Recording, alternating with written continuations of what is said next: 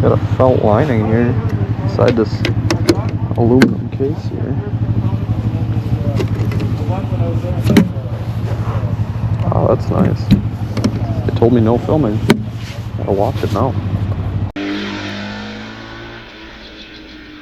Make sure you like, comment, and subscribe today.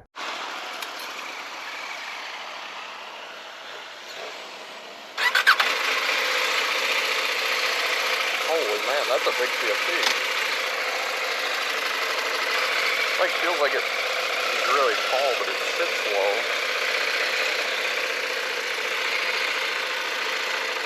Sport mode?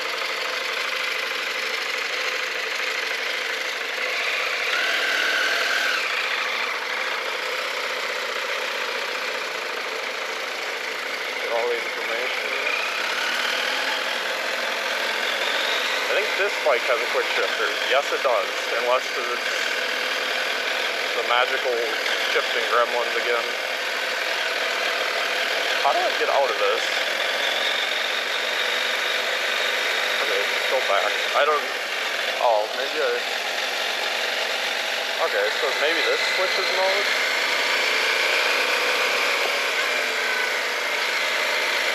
Yeah, the throttle is a little twitchy here.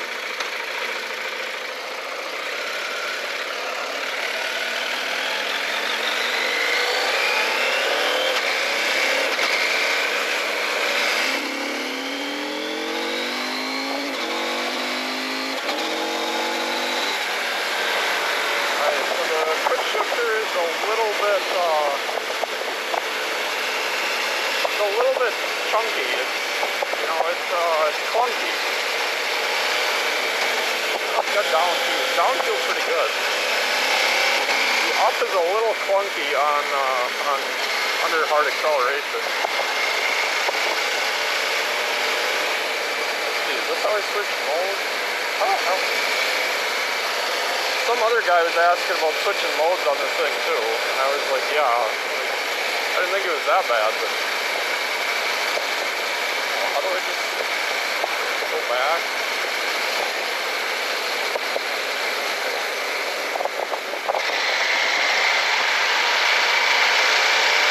Oh, anyways, I don't know how to switch modes, so it's stuck in sport. Feels pretty good in sport. Suspension's good going over these bumps. Handles pretty well. Quick shifter's a little clunky there at the end. This is what an Africa twin sounds like, I feel like. Big parallel twin. I'm gonna play around in the controls. Better watch where I'm going here around the corner.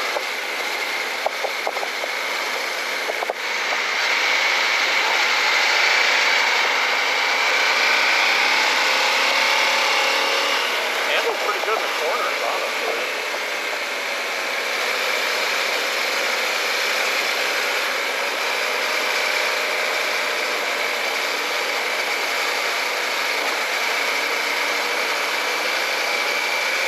Just gonna enjoy these corners, and then I'll start playing with the menus once we get on the straights.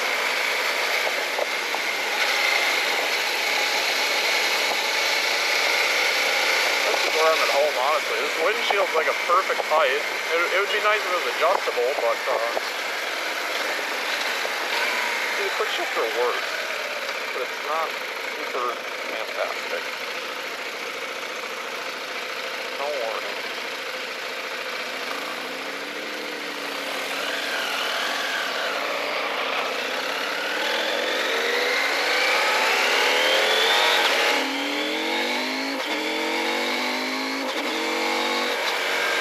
Pretty good power. I believe this bike makes 94 horsepower.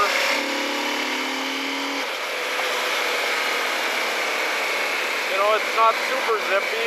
It's geared for low down torque and power, but I mean, it definitely gets you going. Oh, wait, is this? I think that actually might be adjustable. Yeah, it looks like you can unscrew those. I don't know why they would make it so you gotta unscrew both of them, though. You definitely can't do it while you're riding. It's definitely a two-handed operation there, but cruise control on this bike, it's got 2 USB power outlets, charge your phone.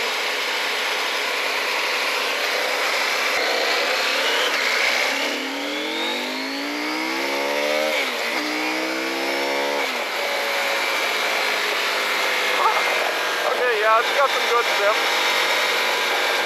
Definitely got some good zip. You just really got to get it up there, you know? You got your half tank, 114 miles, probably about 200-mile range. Got a cable clutch. They really need to fix these modes though. I mean, I don't know why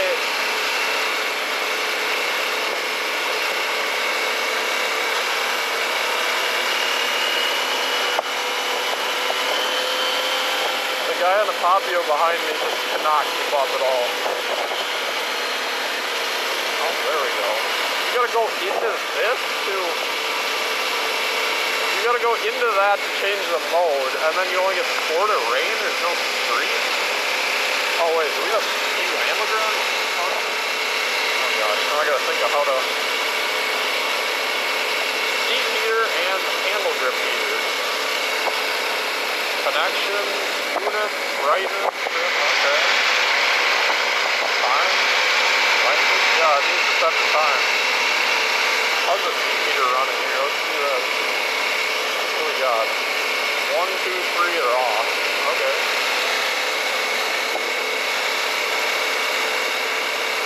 Kind of goofy that it's only sport or rain. Cruise here for a minute.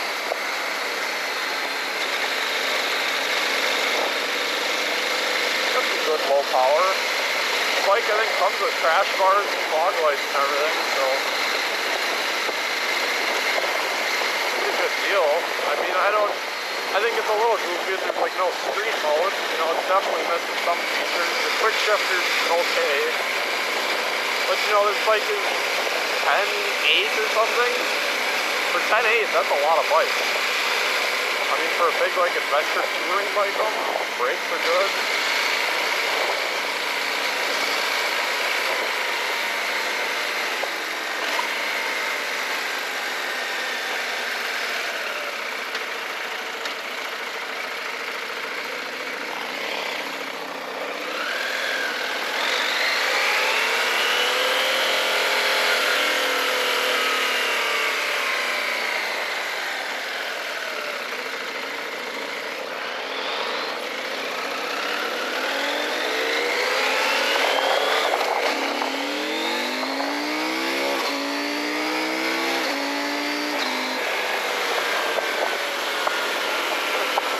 Really giving her the beans on this ride.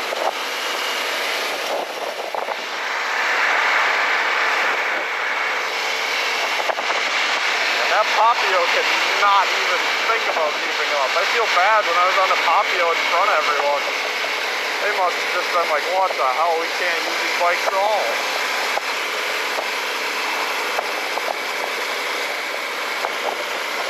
I mean, this bike's good though. Good suspension, good throttle mapping and everything. See, like the felt line bags though, I would rather have like a street mode than felt line bags. But it's a nice touch for like, I mean that throttle mapping, I don't know why there's only 2 modes. I would want more modes than that, but the windshield does a really good job at protecting you. You got big blonde brakes. I see these 450 SS's, they actually have Brembos, so they got really high quality brakes. The guy that's riding the Papio right now said that it felt really spongy, squishy, and I was like, huh? These are like the best brakes money could buy.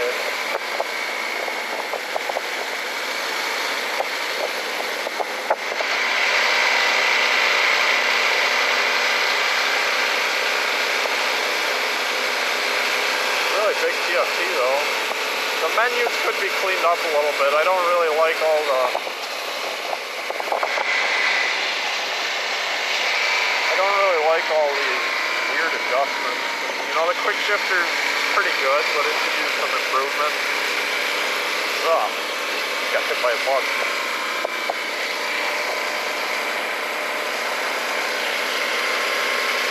I mean, yeah, it's comfy.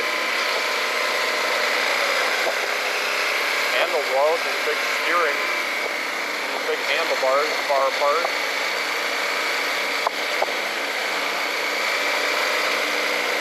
You can hear that Papio. One guy said that bike's quiet. I was like, I don't think that bike's that quiet for a 125 or whatever it is. I think it's a 125. Might be a 150, but I think it's a 125. I mean, it's a pretty comfortable bike. You feel a little bit of heat from the engine, but doing like this, hands down, beats a V-Strom a million times over. I was very disappointed with the V-Strom.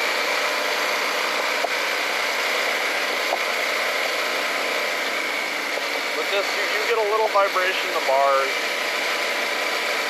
Probably about as much as a V-Strom, but I think this is about $8,000 cheaper than a V-Strom. So I feel like when you see the tactor, it is just bouncing all over. The throttle, when you roll off, it just like kills you. It's a little sensitive at slow speeds, which is why I wish there was a street mode. I don't know, I think it's a little goofy to just have sport and rain, but I mean, mirrors are good, wind protection's good. It's nice to have all the heated handle grips. It's got cruise control, it's got seat heater. I'd imagine there's GPS in here. Maybe. Oh yeah, right there. GPS. I think you can integrate your phone and your music and everything in here. Good technology.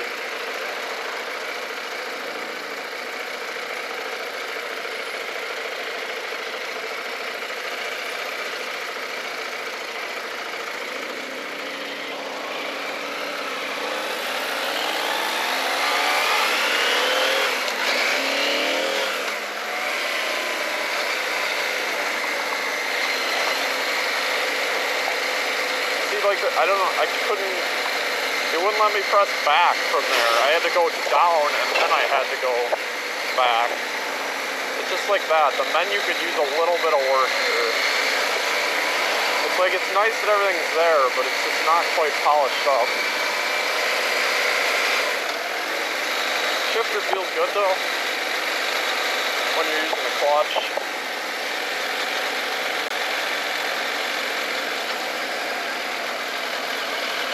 I mean, I think overall on a lot of their bikes, it's like, you know, there's some nice features. The quality's like okay to maybe a little bit better than okay, and then you get a cheap price with that, you know? You're not getting the nicest stuff, but you're getting pretty much the cheapest.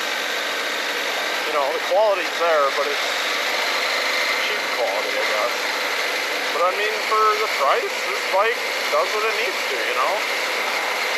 It's, 10.8, you get kind of hell of a bike. You know, it's not perfect, but for 10.8, you cannot get a lot of the Japanese bikes with all this stuff, or with that, you know, with the power and with the features. Pretty good mid-range power. Suspension could use a little work, but the seat compensates pretty good. It's like a really nice, it's like hard enough when you sit for long enough, but it's squishy like initially. Got nice grippy foot pegs. I can feel them digging into my boot. Kept going to move to the shifter and it kept gripping my boot.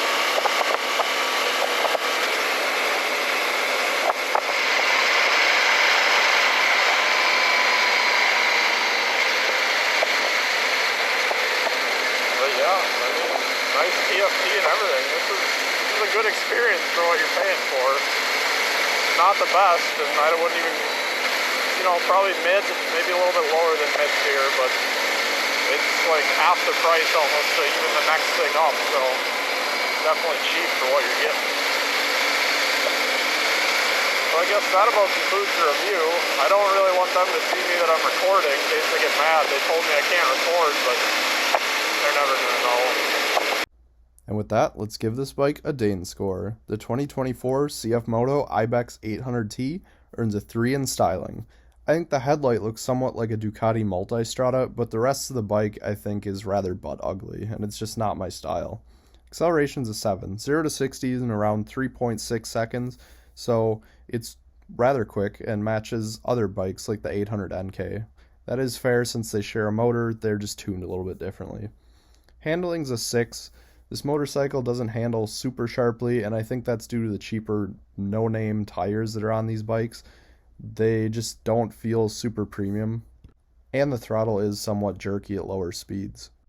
Fun factor's a 6. This motorcycle can go on and off road, and it is decently quick, and the quick shifter makes it kind of fun, so it is a little bit better than average, but it's not the most exciting thing. Cool factor's a 2.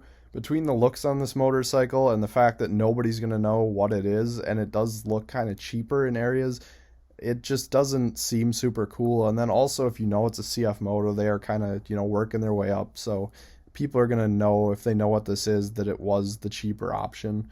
Features are an 8. This motorcycle is loaded with features. It has heated handlebars, heated seat, it's got cruise control, it's got music, GPS, it's got storage, it's got USB charging, adjustable windshield, it's got everything. The few things it doesn't have is radar cruise, which I know is a more premium item, but it is missing that. And then the other big thing I knocked it down for was the fact that it doesn't have a street mode, and I think that was a major oversight, and they needed to have that feature. Comfort's a 7. The seat's really good on this. The wind protection's pretty good. It could use a little bit more around your shoulders and around your legs. And also the motor did throw some heat towards the end of the test drive, so it's pretty comfortable, but it is missing in a few areas. Quality's a 4. This is one of those experiences where the motorcycle is more than the sum of its specs. It does seem like this would be a pretty premium and quality motorcycle, and the felt lining and the bags felt super good. The bags felt good. The screen was okay, but I think the major thing was the layout of the screen and the fact that you had to go so far into the menus to change the modes. I think that was just a major quality flaw there, and that really stuck out to me, that this seems super low quality. The fact that there's no street mode was like, this should be a basic feature. And the last thing was that, like, the engine felt good, but you could just kind of tell that it was, I didn't really like the way it was tuned, and it felt kind of different. It felt like it was almost struggling at points. It felt like everything was just kind of barely holding itself together at points, and it didn't feel super premium. Practicality's a 9. This motorcycle gets super great gas mileage. There's storage. You could take it on-road, off-road. You can take this anywhere, and you can do anything with it. You could drive it to work. You could drive it through the woods. It's super practical, and you can do almost anything with it. Value is also a 9. For $10,800, this motorcycle comes within a crazy amount of features, and it's got things that other motorcycles wouldn't even think about for around 10 grand. The quick shifter and all the storage that comes with it, the fog lights that come with it, the adjustable windshield, all for $10,800 is just a phenomenal price for everything you get. Obviously, it does seem a little bit lower quality, but overall, it is cheap, and the one thing I would say is I don't think this motorcycle is going to hold its value very well. Overall, that gave this motorcycle a total score of 61. So with that, thank you for watching, and I'll see you on the next one.